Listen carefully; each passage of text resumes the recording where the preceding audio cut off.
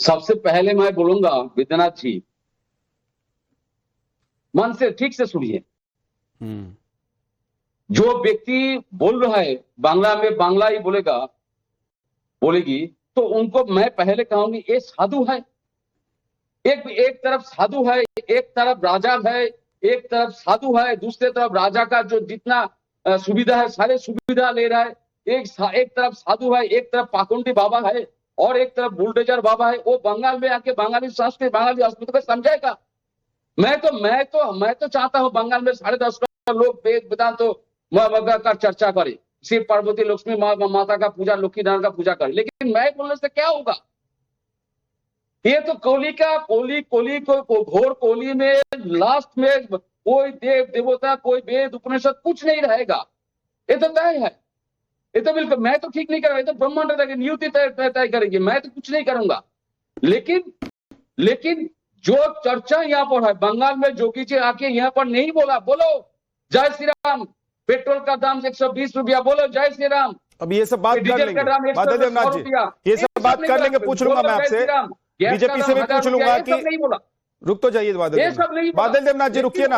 आपके मन की बात करने के लिए बीजेपी थोड़े ना, या बीजेपी के नेता पश्चिम बंगाल में नहीं जाते हैं ना, वो अपने मन की बात करने के लिए जाते हैं, अपने हिसाब से बोलेंगे।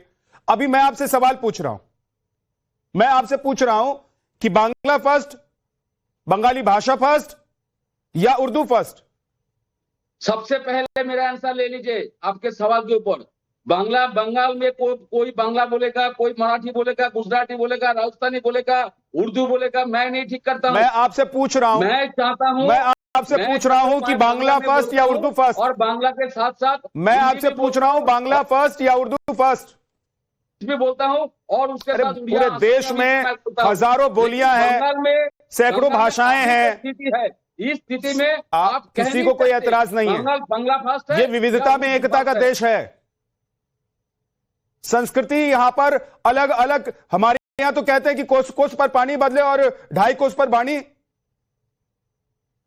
तो ये मैं आपसे सवाल नहीं कर रहा हूं कि इस देश में कौन क्या बोलेगा नहीं बोलेगा, ये सवाल ही नहीं है। मैं पूछ रहा हूं कि बांग्ला फर्स्ट या उर्दू फर्स्ट आप लोगों के लिए? ऊपर आप आंसर, जिसके ऊपर आपने सवाल कर रहा है वो भी तो बांग्ला बोलते हैं, मैं भी बांग्ला बोलता हूं। हम तो चाहते हैं बंगाली लोग बांग्ला बोले, फिर क्यों नहीं बोलूंगा? आप क्या बांग्ला बोलने पर किसी को सवाल है? ये तो मैं आपसे पूछ रहा हूं बादल देवनाथ जी, आप टीएमसी का पक्ष रखने के लिए बैठते हैं, टीएमसी की तरफ से बोलते हैं, ओके? बिल्कुल सर, इसीलिए मैं आपसे सवाल पूछ रहा हूं। ये सवाल मैं बीजेपी के प्रवक्ता कौशल कांत मिश्रा जी से नहीं पूछूंगा, क्योंकि उनके किसी नेता ने या उनकी पार्टी की ये लाइन नहीं है। उनकी पार्टी ने उर्दू में घोषणा पत्र जारी नहीं किया। अब मैं आपसे इसलिए पूछ रहा हूं बांग्ला फर्स्ट या उर्दू फर्स्ट, क्योंकि आप लोग बांग्ला अस्मिता के नाम पर राजनीति करते रहे हैं। आज आपको लग रहा है कि हमको मुस्लिम वोट बैंक अगर छिटक ना जाए उसको बचाना है, तो उर्दू में घोषणा पत्र भी जारी कर रहे हैं और कह भी रहे हैं कि भाई आधा बंगाल उर्दू बोलने लग जाएगा। क्यों बोलने लग जाएगा आधा बंगाल उर्दू? क्यों बोलने लग जाएगा आधा बंगाल उर्दू? सर मेरा भी एक सवाल ले लीजिए बादल देवनाथ जी, आप संत चाहिए या भोगी राजा चाहिए? आप संत चाहिए या भोगी राजा चाहिए? मेरे सवाल का जवाब दीजिए, मुझे कुछ नहीं चाहिए आपकी तरफ से। मेरे सवाल का जवाब चाहिए। मैं भी एक सवाल, आप सवाल करने के लिए नहीं बैठे हैं, आप जवाब देने के लिए बैठे हैं, मैं सवाल करने के लिए बैठा हूं। सवाल का जवाब दीजिए, सवाल कर रहा हूं सर, और कायदे का सवाल पूछेंगे तो जवाब दूंगा। मेरे सवाल का जवाब सवाल होगा तो नहीं दूंगा। बादल देवनाथ जी आपको साधु कमाल की बात करते हैं। क्यों आधा देश उर्दू बोलेगा, पूरा देश हिंदी बोलेगा? साधु संत चाहिए या भोगी? और पूरा देश अपनी अपनी भाषा बोलेगा। आंसर दीजिए, क्या चाहिए? अपनी अपनी बोली बोलेगा। मैं तो आंसर दे रहा हूं सर, बांग्ला में बांग्ला ही बोला जाएगा। बिल्कुल मैं बोल रहा हूं, आपके साथ सहमत हूं, लेकिन मैं भी एक सवाल कर रहा हूं, आप संत चाहिए या भोगी राजा चाहिए? जो राजा पूरे भोगी का जो सुविधा लेता है, क्या चाहिए? संत चाहिए ना पाखंडी राजा चाहिए? कौन संत है और कौन भोगी है? मैंने तो गांधी परिवार का नाम नहीं लिया है, के बारे में कुछ नहीं कहा। वो संत है, मैंने गांधी परिवार का नाम नहीं लिया है। पहन के आपको अगर गांधी परिवार को बोलना है तो बोलिए ना, मुझे क्यों आप सुना रहे हैं? वो साधु है, उसके ऊपर आप डिबेट कर रहे हैं। कौन साधु है? ममता बनर्जी साधु है, राहुल गांधी साधु है, कौन साधु है? संत कौन है बताइए? जिसको लेके आप सवाल कर रहे हैं वो ना संत है, ना राजा है, ना भोगी राजा है, लेकिन जिसके ऊपर आप बोल रहे हैं ममता बनर्जी, वो ब्राह्मण परिवार से है। और फिराद हाकिम का माँ भी ब्राह्मण है, उसके घर में काली पूजा होता है, लक्ष्मी पूजा होता है, और फिर भी वो मस्जिद में भी जाते हैं। कौशल कांत जी मुस्कुरा रहे हैं। कौशल कांत जी बोलिए।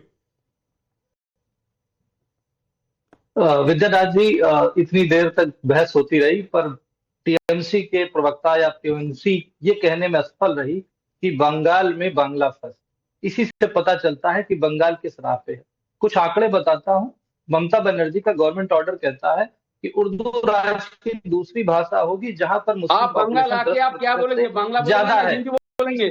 विद्यानाथ जी, इनको आप बंगाल आके क्या बोलेंगे? बांग्ला बोलेंगे ना हिंदी बोलेंगे? क्या बोलेंगे? उर्दू बोलेंगे ना मराठी बोलेंगे ना? विद्यानाथ जी, अगर भाई मैं अगर बंगाल में जाऊंगा तो हिंदी बोलूंगा, मैं बोल रहा हूं, बताइए। तो प्रॉब्लम किसी ने पूछा है कि बादल देवनाथ बिहार में आकर हिंदी बोलेंगे कि बांग्ला बोलेंगे? क्या इसका क्या मतलब हुआ? बोलने का मतलब क्या मतलब हुआ? मैं मैथिल हूं, मैथिली बोलता हूं, बोलेंगे मेरे साथ मैथिली आप? मैं मैथिल हूं, मैथिली बोलता हूं, बोलेंगे? बोल पाएंगे आप? इसमें जोगी जी को आगे बढ़ाना, ममता जी ने को छोटा करना, ये सब नहीं चलता है सर। बादल देवनाथ जी, मैं जहां से आता हूं ना, वहां मैथिली बोली जाती है। बोलेंगे मेरे साथ मैथिली? नहीं, मैं तो मैथिली नहीं जानता हूं। हाँ, तो जो नहीं जानता है ना उस सबके लिए हिंदी है। बंगाल में आके क्या जो नहीं जानता उस सबके लिए हिंदी है, क्योंकि हिंदी ने इस पूरे देश को जोड़कर रखा है। और हर प्रदेश, हर क्षेत्र, हर इलाके में लोग अपनी अपनी भाषा, अपनी अपनी बोली बोल रहे हैं। कोई रोक नहीं रहा है और रोक नहीं सकता है। बांग्ला में लेकिन आप लोग अगर कहेंगे कि आधा बंगाल उर्दू बोलने लग जाएगा, आधा कोलकाता उर्दू बोलने लग जाएगा, तो सवाल पूछेंगे, आपकी मंशा पर सवाल होता है। मैं भी तो बोलता हूँ, मैं तो चाहता हूँ पूरा बंगाल में वेद चर्चा हो, लक्ष्मी नारायण का पूजा हो, कौशल कांत जी, क्या मंशा पर आप लोगों का सवाल है या आप लोगों का सवाल वोट बैंक पर है? मेरा सवाल तो मंशा पर है कि अगर इस देश में कोई कहता है कि आधा हिंदुस्तान उर्दू बोलने लग जाएगा, एक दिन आएगा, उर्दू से दिक्कत नहीं है, लेकिन आधा हिंदुस्तान उर्दू बोलने लग जाएगा, तो उसकी मंशा क्या है?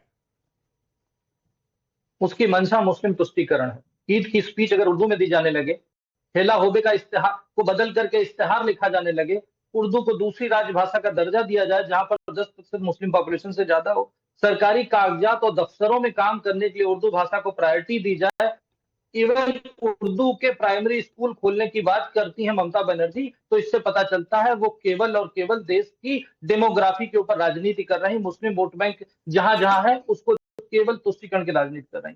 आपके सब दर्शकों के लिए बता दूं, कलकत्ता म्युनिसिपल कॉर्पोरेशन, इस्लामपुर, दीमापुर, पुरुलिया, कमराहाटी, भाटपारा, टीटागढ़, नाथ परगना, चंपारण, चंपादनी, बंसबेरिया, रिश्ता, भरदेश्वरी, हुबली, दीनापुर, इन सब जगह इन्होंने उर्दू को दूसरी भाषा बना दी है। और उन्होंने एक आदेश भी ये निकाला है कि अगर कोई आदमी उर्दू में पत्र लिखता है तो सरकारी कर्मचारी को उर्दू में जवाब देना चाहिए, ये लिखता है। क्योंकि सबको उर्दू नहीं आती, तो इन्होंने अपनी सरकारी योजनाओं में यह भी कर दिया है कि जिन लोगों को उर्दू आती है, यानी कि मुस्लिम पॉपुलेशन जिसको उर्दू आती है, उसकी पोस्टिंग और उसकी नौकरी लगने में उनको प्रायोरिटी दी जाएगी। ये है ममता बनर्जी का असली चेहरा। ठीक, ये मैं नहीं कह रहा हूं, ये सरकारी आंकड़े कह रहे हैं। ठीक है सर, ओके, जल्दी से 20 सेकंड में बोलिए। 5 सेकंड सर, 5 सेकंड में। विद्यानाथ जी, मैं एक रिक्वेस्ट करूंगा। हाँ, जो